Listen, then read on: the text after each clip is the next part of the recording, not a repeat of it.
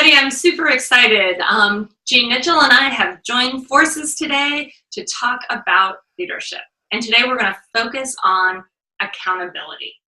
So Jean, let's take just a second and tell me, for you, what does accountability mean, especially towards your leadership development? Jennifer, that's a really great question. And it's a question I think we both get asked a lot. When I think about accountability for my leadership development, I think about things such as intentionally applying my strengths to be my best self.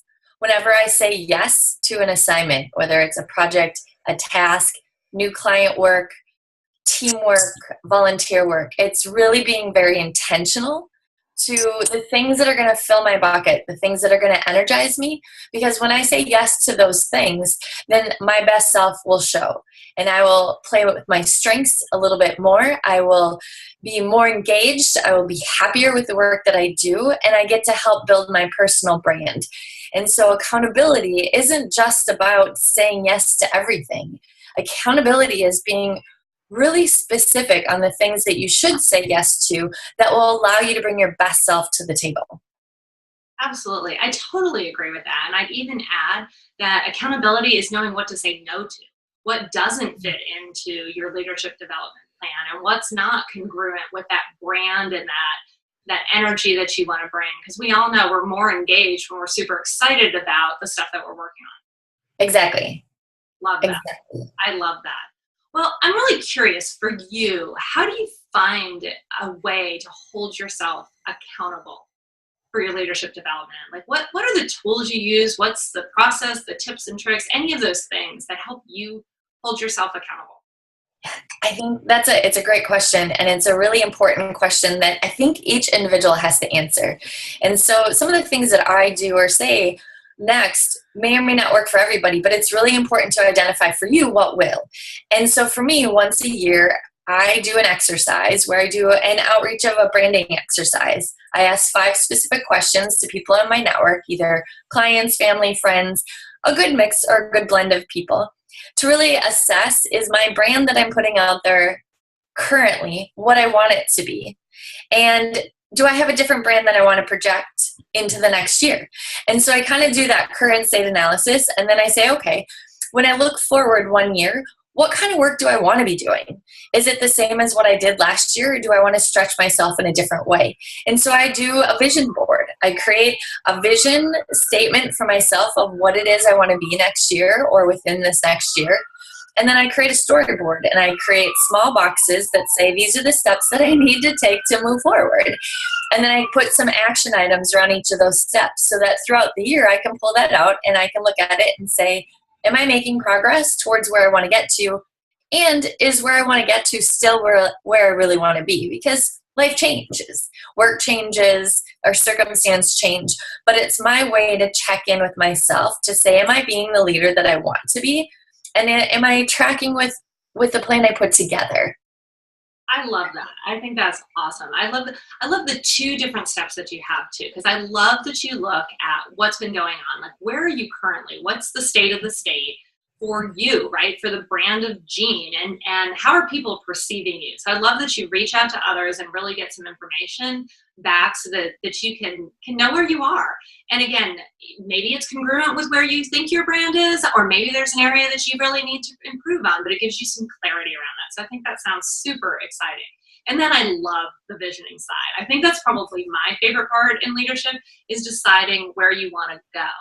And I really love that you kind of start with the end in mind. And, I find for myself too, that when I start with that end in mind, it allows me to open up different possibilities to get there, right? If I decide that next year, as a leader, I want to, be seen as more of an authority on leadership, right? Then I can look and say, okay, if a year from now, I want to be seen as this, what are the steps I'm going to take to get there?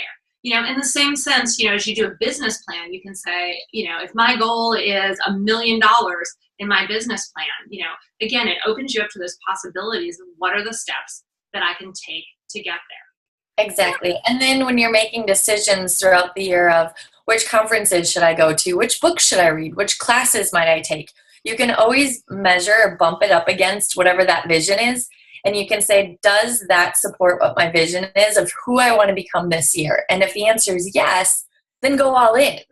And if it's no, then say, okay, maybe that's something for the next year, or maybe it's just not right now.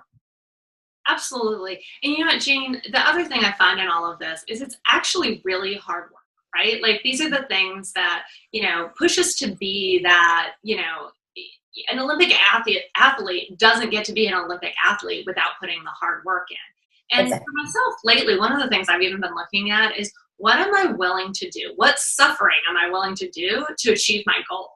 And this might even sound a little bit negative, but it was actually a freeing thought because I was working through some of my leadership goals the other day, and I'm like, okay, if I want to lose 10 pounds, what is the suffering that I'm willing to go through?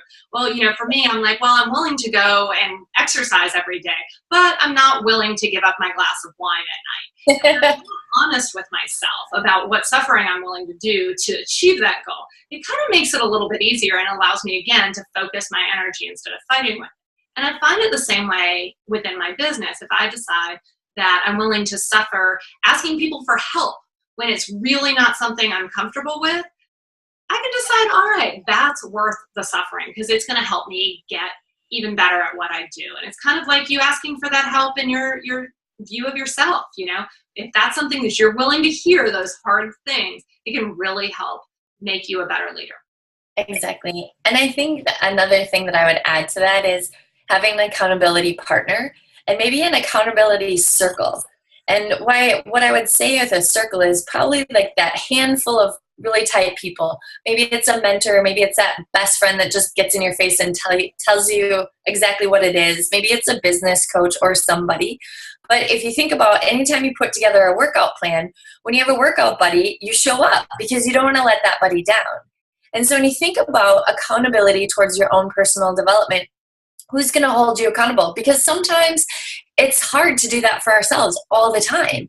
So who's your small little pocket of friends, mentors, colleagues that will share in your aspirations, that will call you out when you're on the right track, that might question you or challenge you when you're making a decision that may deviate from what that future vision or plan is. So a lot of times we put that together, but we need to share it. There's magic in sharing the words of saying, here's where I want to be and this is where I want to get to.